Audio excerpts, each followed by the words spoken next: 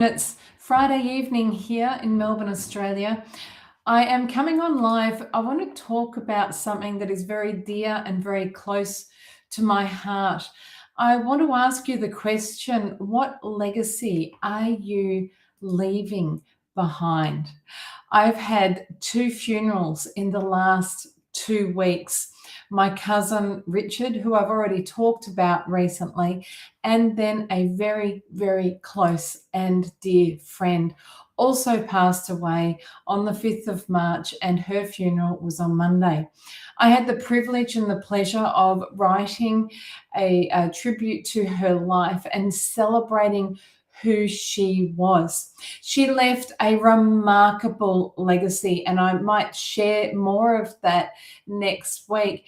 But the legacy that she left behind is such that she impacted not only my life, but many other people's lives. There was well over 500 people at the funeral.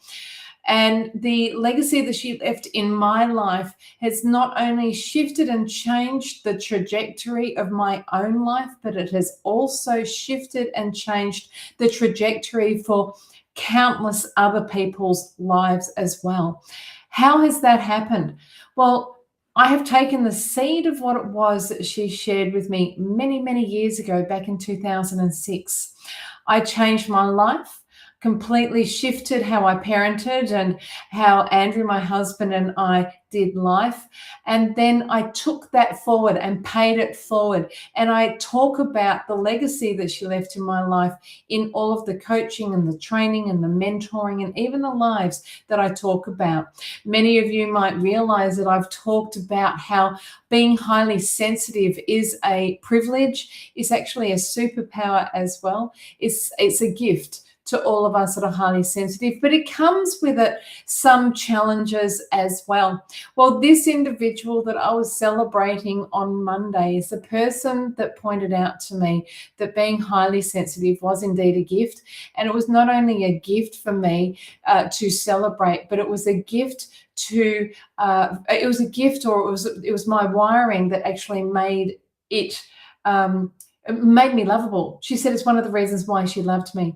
And I have shared the story over and over and over again and set people free with prayer and things. You know, adult grown men in their 60s sobbing as I have prayed and released them into the understanding that God made them highly sensitive, that they are to be celebrated, that it's not a weakness but a strength. Indeed, it's a superpower, and it's something that we need right now. In this day and age of so much aggression and fear, we need the gentle ones to arise. So what legacy are you leaving? And are you writing and telling your story? I think the other thing that I realized is when I sat by the deathbed of both these individuals, both of whom I loved, and and they've had different impact in my life. I've said, have you written up your story? Have you told those people that you love how glad you are for them? Have you left a legacy? Because my girlfriend left 2 young teenage children, and they didn't have the time. I want to say to you, your story matters. What you did, the people that you impacted, the lessons that you have learned along the way. In your mess comes your message. They're all very, very important. Tell your story. If you can't write it out, just dictate it into your phone. Hit record and just start to talk, and then pop it into an AI and just say, would you please rewrite my story? I don't know. Just do something with it so that you've got a legacy to pay forward, to leave behind those that you love. I think Andrew's family did an incredible thing. My mum didn't leave anything like that behind. So I've grabbed a hold of snippets and I'm telling those stories. I need to write them out. But Andrew's family did that very well. His grandmother, his grandfather on one side, and his grandmother on the other side, each left a story. His parents, I'm not sure if they have yet. And so we're going to have to get onto that and say, Write out your story.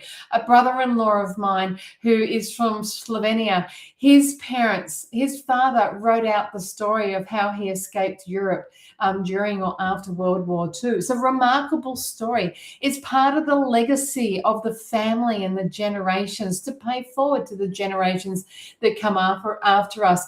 It's something to be celebrated and cherished. The Israelites did this well. We see throughout the book of Joshua how the Israelites would leave stones, like piles of stones or rocks, so that whenever they walked past that way, the young people would know to say, what is that pointing to? The memorial stones. What is that pointing to? And they would know how to retell the story so that they could remind themselves of the goodness and the greatness of God.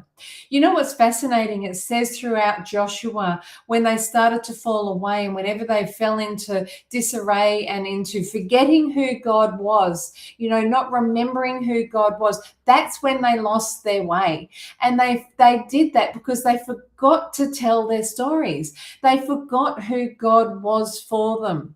They didn't remember their legacy, the legacy that the people that had gone before them had lived out, the goodness of God in their lives. It's one of the reasons why I write up my God is Good stories. It's one of the reasons I've got over 400 of those stories on my website. Some of them are just stopping for the one and crashing and burning. And then others are remarkable stories of people getting out of wheelchairs and people being healed and being able to play football and children giving their heart to Jesus. Our legacy, our story carries a weight.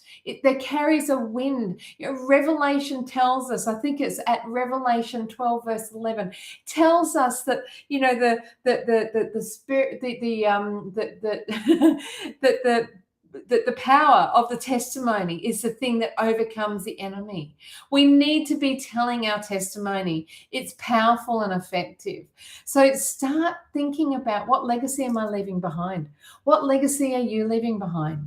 And if you feel like you're not leaving a good enough legacy, start to re-examine your history through the lens of love, through the lens of God, and let him rewrite your history. Let him show you where he's been all through there, where his fingerprints have been.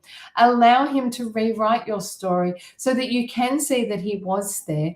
And then say to God, what do you have for me to step into? And start to live out the legacy that you know that you were born, that you've been created to live, to fulfill. God doesn't make rubbish. He's created you for a purpose. You are his masterpiece. So it's time. It's time. Rewrite your history through the lens of love, through God's eyes.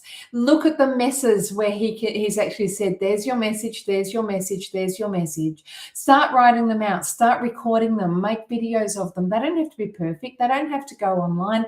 They don't have to be shared publicly. Just pay them forward to the next generation so that the victories that you yourself have won are not lost.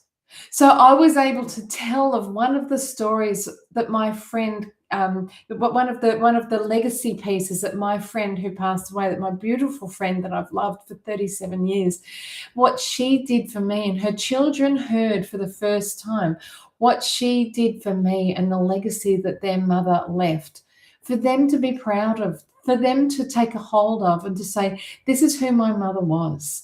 We can stand on the shoulders of those that have gone before us. It's just so important. So I've just came on. I just wanted to share that. Think about it. Talk about it. Think about your prophetic words. They are legacies in the making. Have a chat to God about, what do I do next with this? It's an adventure, not a job description, as I'm so always want to say.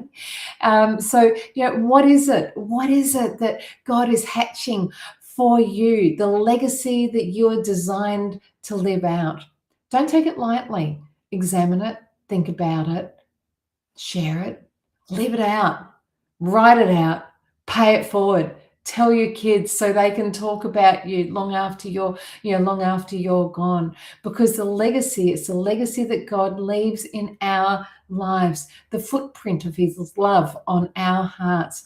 They're the stories that if we forget to tell them, our children won't know. And it's how the children of God in Joshua, they ended up going astray because they didn't remember the goodness of God throughout their generations. Let's not make the same mistakes. Let's learn from history. Let's leave behind something for our children and for those that we love. Tell our stories, tell of the goodness of God, pay it forward and celebrate it. That way we'll actually see the Habakkuk 2 promise come about, that the knowledge of the goodness of the Lord will cover the earth as the waters cover the sea. The knowledge of his goodness, the knowledge of his glory. The glory is his goodness, because God is good and he's got a good plan for you. So I know that I meandered a little bit, but this is what I came on to talk about. It's still mulling on the inside of me. Don't let your stories die within you. Be sure to leave legacy pieces for those in your life, and do it before it's too late. Do it before you're facing those final moments. Don't be frightened of writing it up. It's not morbid. It's actually exciting. And what you'll find is that you'll start to stir up faith on the inside of you, because you'll start to recognize how often God has come through for you over and over and over again.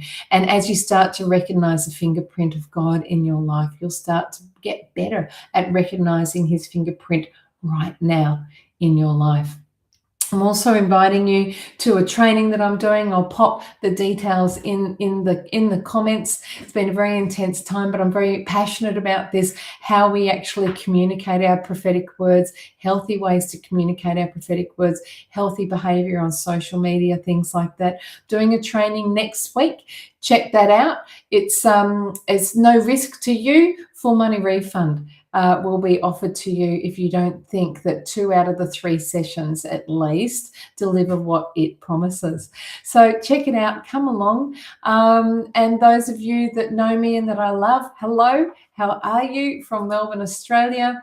So Lisa, biggest of hugs. As I said, send some of that Sydney weather down. I'm hoping for some warmth, please. And Avery 9558, thank you. I'm taking those blessings. And Mabel Locke, big hugs to you over in Perth. So lots of love. I've got memories from Perth when I was little, actually, when I lived there when I was 4. Lots of love. We'll catch you soon. Bye for now. Have a great weekend.